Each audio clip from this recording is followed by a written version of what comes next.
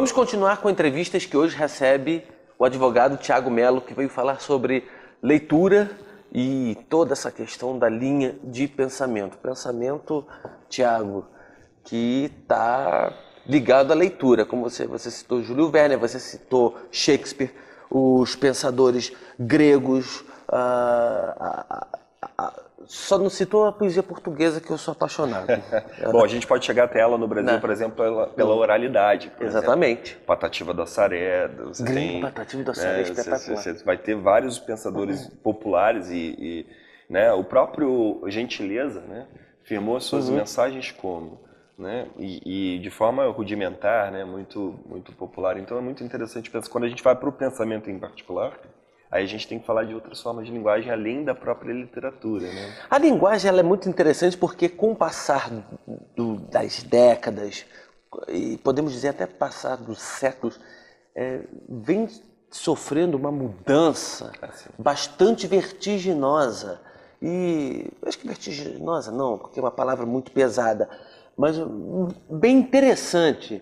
Um exemplo é você pegar a palavra vosmecê, que hoje se transformou em você, que é utilizado como se. Pois essas são as questões vivas da linguagem que são fantásticas. Hoje você tem essa questão, por exemplo, da escrita nos aparelhos, né, nos gadgets de comunicação interpessoal, né, em que você usa VC, VLW de valeu, mesmo de MM. Eu tenho né? horror a picotar as palavras. São questões vivas e que acabam transbordando, no final das contas, no mundo do corporativo, né? Hoje você já tem uma série de comunicações interpessoais no corporativo que entram num certo grau de informalidade que há tempos atrás eram inadmissíveis, né? O que eu acho muito interessante, talvez o mais diria assim,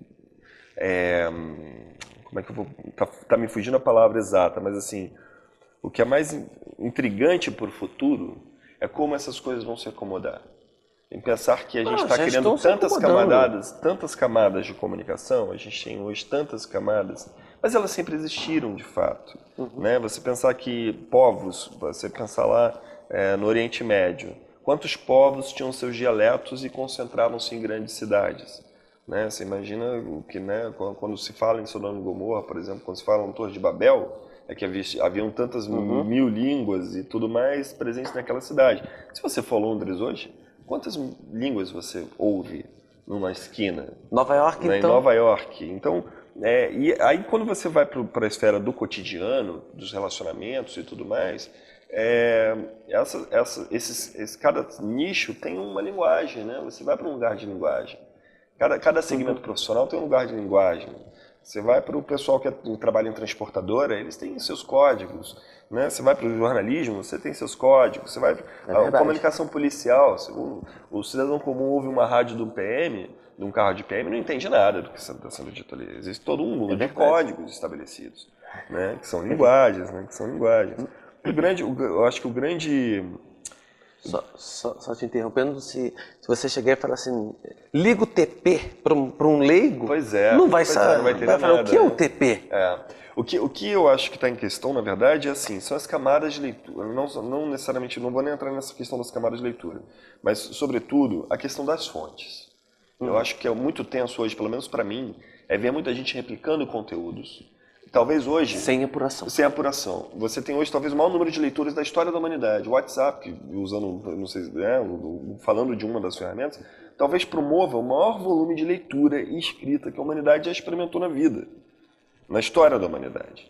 Né? Você vê todo mundo escrevendo, se comunicando com essa ferramenta, elas obrigatoriamente têm que ler alguma coisa ou escrever algo.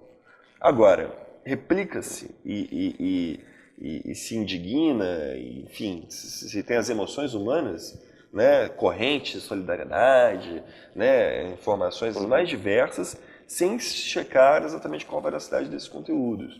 Isso talvez esteja gerando no nosso tempo, seja o nosso zeitgeist, uma enorme ansiedade.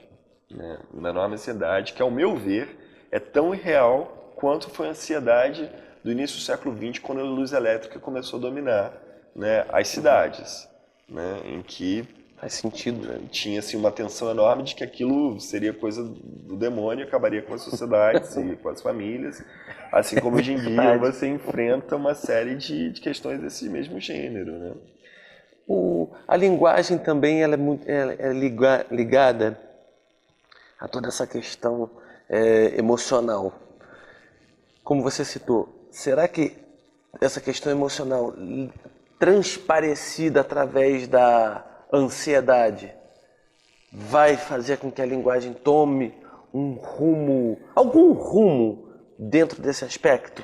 Bom, eu acho que para essa discussão a gente tem que falar do tempo, né? Eu recomendo até às pessoas que estão assistindo o programa, tem um documentário muito bacana, é O Tempo que o Tempo Tem. Olha, o título é bem muito interessante. O filme é fabuloso. E qual é a premissa? Estão nos roubando cada vez mais o tempo. A gente está vivendo, entre inúmeras discussões do filme, uma que me chamou muita atenção, é uma que hoje é como se você não tivesse que viver apressado, você está fazendo algo errado. Então é como se você fosse um vagabundo se você não tivesse que estar apressado. Não ter tempo seria uma premissa essencial de estar dentro do mundo. E aí entra em cena uma outra questão, que é não ter tempo de ter a capacidade de interpretar as coisas, assimilar as coisas, elaborar as coisas, para não se dar respostas atravessadas, para não se dar respostas equivocadas. Então me parece que as pessoas estão com uma enorme ansiedade. Meu pai brincava, anos atrás, falava assim, você ia resolver um problema, você mandava uma carta. A carta levava 4 dias para chegar ao endereçado. O endereçado ia te dar uma resposta. Passava uns 2 dias até te escrever aquela resposta. Depois ele levava mais 4 dias para chegar até você. Então, só num determinado assunto, você levava 8 a 10 dias. As coisas que eu fiz aqui foram 10 dias mesmo. Hoje, se você não responde um e-mail, se você não responde o WhatsApp, as pessoas ficam ensandecidas. Ensandecidas. E pior, e isso é que eu acho mais tenso, você pode dizer, não tem uma resposta, e a outra pessoa não se dá por satisfeita. Tem momento que não tem como dar a resposta naquele momento, você não tem a resposta, depende de terceiros, depende de fatores externos, você não tem como dar a resposta. Então, eu acho que a grande questão hoje, e aí volta um pouco essa discussão do tempo, para a gente pensar na linguagem. E como que a linguagem vai, enfim, ou nos sublimar, né, ou nos elevar, ou afundar a humanidade em... Eu acho que a gente vive hoje questões conceituais muito sérias, tensões. Todas essas discussões das liberdades, das subjetividades, né, essas discussões em torno dos direitos que são configurados à vida privada das pessoas e que estão sendo levadas para arenas públicas, né, para se digladiarem. Não, eu diria até para queimar as pessoas mesmo, né? Seria uma inquisição. Uma confusão de valores coletivos com valores individuais e subjetivos. Né? Quais são os valores coletivos verdadeiramente relevantes? A mim, por exemplo, é muito importante a solidariedade. É muito importante, por exemplo, não só a solidariedade, mas também a misericórdia. E aí, sob uma premissa até religiosa. Faltam essas duas coisas? Eu não sei julgar isso, Gustavo, mas assim, eu acho que parece que a ansiedade gira em torno disso. Na minha leitura de mundo, no que eu percebo nas redes sociais, as manifestações, os tipos das manifestações que eu vejo, grosseiras, agressivas, perfis, estão muito nesse lugar. Naquilo que é a tensão entre o que seria público e o que seria subjetivo. Né? A humanidade evoluiu, por exemplo, no direito brasileiro, a gente hoje, por exemplo, a família não é mais tão sagrada ao ponto de você não poder proteger o idoso, não poder proteger a mulher, não poder proteger a criança, por exemplo, de abusos e violências. Até 20 anos atrás, era impensável você, juridicamente, atender, porque briga de marido e mulher não se mete a colher. Né? Aquilo é a questão daquela família, não era uma questão... E vendava-se os olhos. Crianças sendo abusadas, idosos sendo abusados, né? E aí, isso de repente também se tornou uma ameaça à própria família, ao entendimento da família.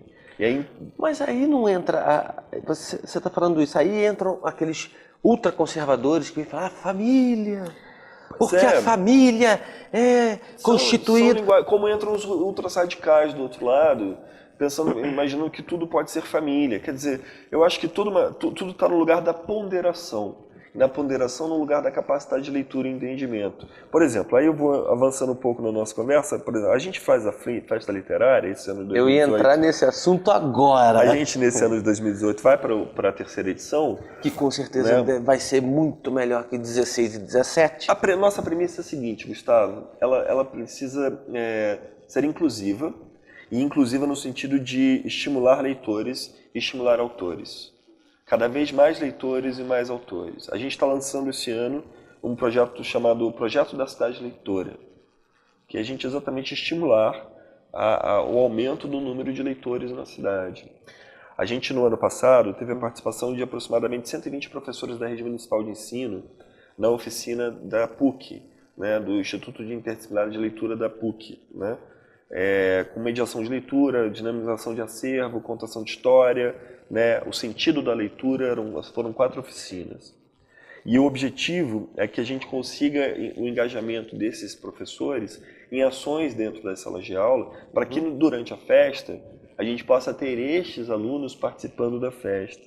Porque aí você parte para a experiência afetiva. Mas no ano passado já era evidente, porque na abertura da FLINF, os alunos da rede municipal foram receber a Marina Colaçante. Foi muito lindo. E foi muito bonito. Foi muito bonito, e é o que a gente quer cada vez mais. Quer dizer, a gente brinca que assim, a gente trabalha pela dessacralização da literatura.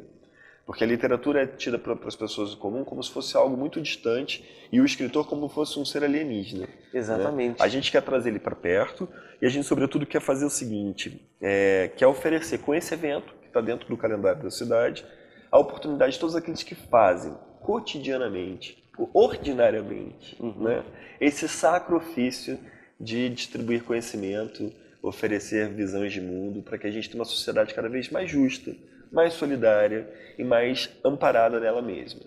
Tiago, nós estamos chegando ao final de entrevistas. Quero agradecer a sua participação, que foi muito bacana. Eu acho que é necessário falar de leitura, falar do pensamento humano. E faço votos que você possa voltar mais vezes aqui ao programa. Eu agradeço a oportunidade, espero que sim. Com certeza. E por hoje é só. Entrevistas chega ao final. Saber mais das profundezas da leitura e da capacidade de levar a transformar a imaginação para algum bem na vida real, alegra a todos. Espero que tenham curtido. Agradeço a Tiago Melo pela belíssima participação e agradeço a todos vocês que estão ligadinhos conosco aqui na Luau TV, sempre nos prestigiando com a sua audiência. Vamos combinar o seguinte? Semana que vem voltamos a nos encontrar para mais um programa Entrevistas. Até lá!